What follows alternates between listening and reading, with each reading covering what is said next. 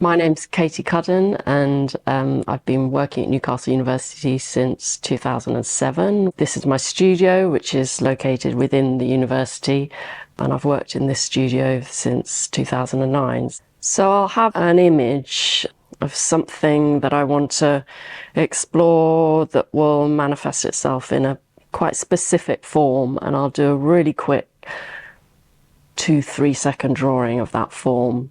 And then I'll start making with clay, which is a very simple process in a way, and I don't use any tools or armatures or anything like that.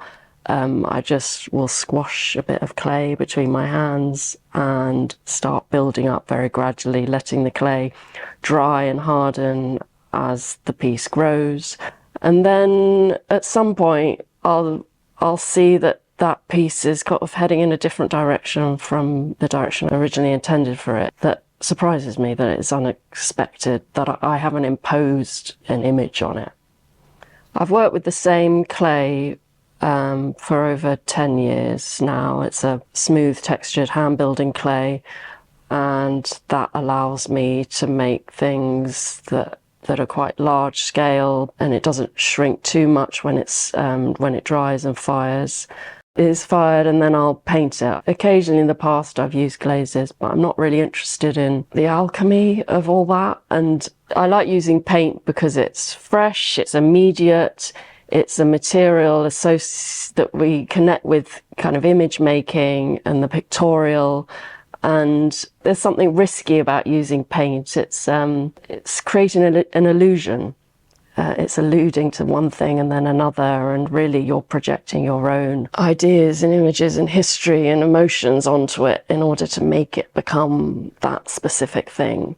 Process is a really important part of the work, the process of making, and quite often that process will be very evident in the finished work.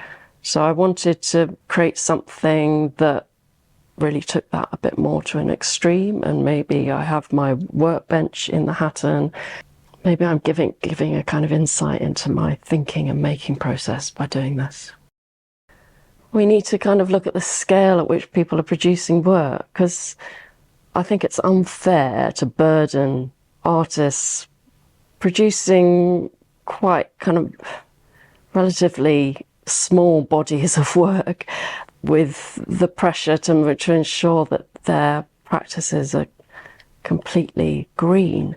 I think that there has been a shift towards working with natural materials, clay being perceived as one, and then firing in a natural way using wood burning kilns. But the environmental impact of that is huge. It's incredibly polluting. I don't think people are aware of how dangerous kind of clay is, and glaze materials and clay dust, and it's not a cozy friendly material.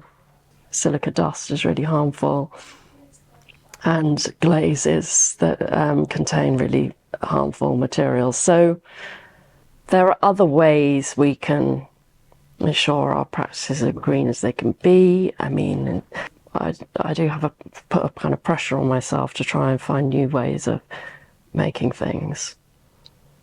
And I suppose I'm doing that with this show, and I'm not firing work, I'm not presenting finished body of work. So maybe this is the start of something new, a new way of creating work for exhibitions.